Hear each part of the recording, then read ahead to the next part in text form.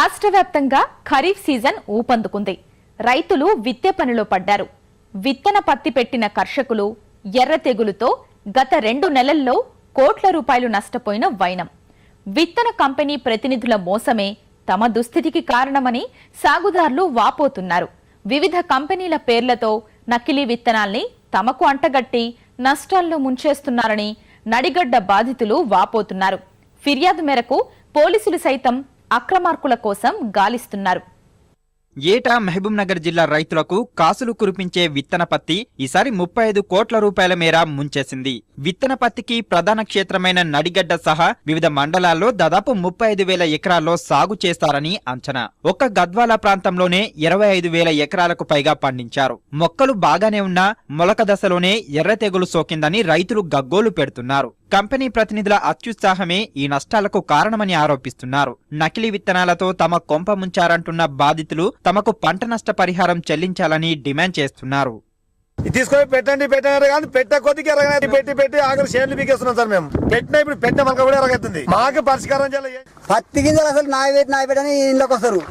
ఇప్పుడు షేర్లు ఎరగా ఒక్కరన్నారు ఏ రైతే అని వాళ్ళు వచ్చావు ఇట్లా ఉంది ఇట్లా ఉంది. కంపెనీ దూల్లా ఇచ్చిన సౌకారు దూల్లా ఏదో లక్షలు బాకీలు చేసుకుని మేము వస్తున్నాం. 2 సార్లు అయిపోయింది, మళ్ళీ 3వ సార్లు పెట్టాలి అంటే మేము యాడ్ తెచ్చి ఇచ్చిన నకిలీ రాసినారు. ఒరిజినల్ ఇస్తే కావు.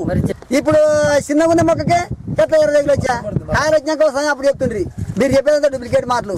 మాకు ఇచ్చేది కావేరి కంపెనీ మొత్తం నష్టం. మాకు అంత ₹1,00,000 ఖర్చు వచ్చింది సార్. మాకు అంత ఎర్రగా అవుతున్నాయి. గింజల ప్రాబ్లమే సార్. మాకు కావేరి కంపెనీ మొత్తం నకిలీ విత్తనాలు ఇచ్చినారు.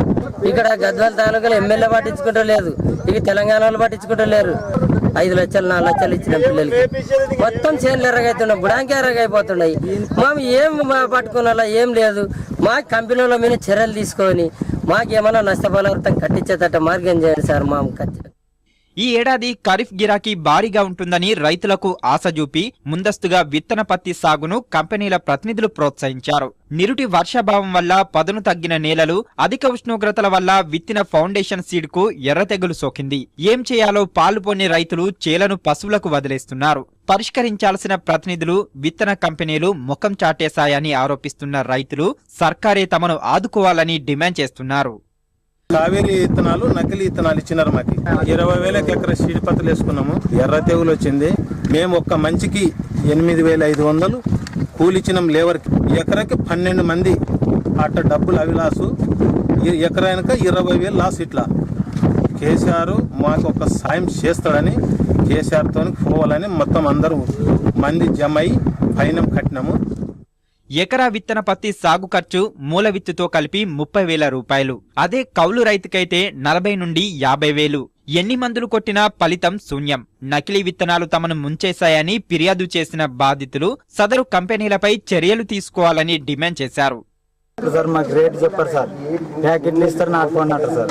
అది ఒక ప్యాకెట్ అర్ధ ఎకరకు వస్తుంది 1,000 రూపాయలు అంటారు సార్. దాన్ని అప్పుడు 20-30,000 అప్పిస్తే దాని కిందకే ఆట సంవత్సరం వల్ల తెగదు సార్. అది పుట్టిన మొక్క కూడా 2 వేస్తే 1 మలుస్తుంది సార్. ఆ మలిసిన మొలక కూడా ఎర్ర తెగులు అవుతుంది. ఇప్పుడు వచ్చిన పెట్టుబడి కానీ అంతగాని 30-40,000 ఇచ్చినారు. ఈ డబ్బులు మాత్రం మాకు ఎలాంటి సంబంధం లేదు. ప్రభుత్వమే మోసుకున్నారా లేదంటే ఆర్గనైజర్లోనే మోసుకున్నారా. డబ్బులు అయితే మేము కట్టలేదు. వీడికి వచ్చినామంటే రేపు మళ్ళీ అట్లే మందు డబ్బులు పట్టుకొని పోయేది వస్తుంది సార్. మాకు కావేరి కానీ బయోసీడ్ కానీ వచ్చింది. ఈ ఇత్తనము ఈయనకి కారణం ఏమిటని చూస్తే ఆ ఆర్గనైజర్ తప్పు కనపడుతుంది. కేసీఆర్ కూడా రైతులను పట్టించుకుంటలేడు. ఆయన ఎంతో తెలంగాణ బంగారు తెలంగాణ, ఆ తెలంగాణ ఏడుంది బంగారు తెలంగాణ, రైతులు చచ్చిపోయే తెలంగాణ ఉంది. విత్తన మాఫియాను అరికట్టడంలో సర్కారు వైఫల్యం చెందడం వల్లే విత్తన పత్తి రైతులకు ఈ దుర్గతి పట్టిందని రైతు సంఘాలు ఆక్షేపిస్తున్నాయి. ఈ నకిలీ విత్తనాలు రోజుకో రూపంలో రోజు ఊర్లో టన్నుల కొద్దీ పట్టుబడతా ఉన్నాయి. కావేరి, నూజివీడు, బయోసీడ్స్, అంకుర్ లాంటి పాకెట్లలో ఆర్గనైజర్లు నింపి అందిస్తుండడం వల్ల ఈరోజు నష్టం జరుగుతూ ఉన్నది. పుట్టడంతోనే ఎర్ర తెగులతో పుడతా ఉన్నది. కాబట్టి ఇవన్నీ నకిలీ విత్తనాలను నిర్ధారించడానికి ఇదొక కారణం సార్. మొగ్గ రాకముందే, పూత దశ రాకముందే అది కూడా ఎర్ర తెగులతో చస్తా ఉన్నదంటే ఇది కూడా మరో కారణంగా మనం చూడవచ్చు. ఇన్ని కారణాలు స్పష్టంగా కనబడతా ఉన్న నకిలీ విత్తన వ్యాపారులను అరికట్టడంలో ప్రభుత్వం ఘోరంగా వైఫల్యం చెందింది. అదేవిధంగా ఆర్గనైజర్ లాంటి దోపిడీ వ్యవస్థను వెంటనే నిర్మూలించవలసినటువంటి, నిషేధించవలసినటువంటి, చాలా సందర్భోచితమైనటువంటి నిర్ణయం తీసుకోవాల్సినటువంటి బాధ్యత ప్రభుత్వం మీద ఉన్నది. అధిక ఉష్ణోగ్రతలే ఎర్ర తెగులుకు కారణమని వ్యవసాయ అధికారులు చెబుతున్నారు. ఈ రసం పీల్చు పురుగు కూడా కొంచెం సోకినట్లు గమనించినాము. అయితే రైతులకు ఏం సలహా ఇచ్చినామంటే ఏప్రిల్ లాస్ట్ వీక్లో అట్లా సాగు చేయడం వల్ల కూడా సమస్య వస్తుంది.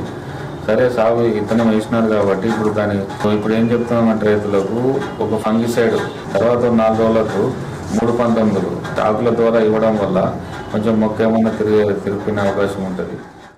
నకిలీ విత్తన వ్యాపారం వెనుక నడిగడ్డ ప్రాంతానికి చెందిన కొందరు నిందితులు ఉన్నట్లు పోలీసులు ప్రాథమికంగా గుర్తించారు. ఇటీవల మార్లబీడు గ్రామంలో జరిపిన దాడుల్లో 3 క్వింటాళ్ల నకిలీ పత్తి విత్తనాలను పోలీసులు స్వాధీనం చేసుకున్నారు.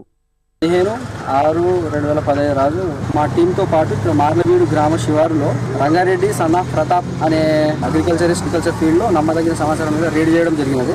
పశువుల కొట్టంలో కావేరీ సీడ్స్ చెందిన జాదు పత్తి విత్తనాలను ప్యాకింగ్ చేస్తున్నారు, అక్రమంగా తీసుకొచ్చి నకిలీ పత్తి విత్తనాలు ప్యాకింగ్ చేస్తున్నారనే సమాచారం మీద వచ్చి రేడ్ చేయడం జరిగినది. ఇట్టి రేడులో సూత్రధారైన రంగారెడ్డి పారిపోవడం జరిగింది.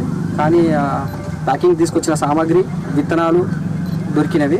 అవి అగ్రికల్చర్ ఆఫీసర్ తోటి వెరిఫై చేయించి ల్యాబ్ పంపించి నిర్ధారణ చేస్తాం. ఫస్ట్ అయితే కేసు నమోదు చేసినాము, దర్యాప్తులో ఉన్నది కేసు. మార్కెట్లో ఒకవేళ నిజంగానే 2 క్వింటాలు ఉంటే 2 లక్షల నుంచి 3 లక్షల వరకు విలువ ఉంటుంది.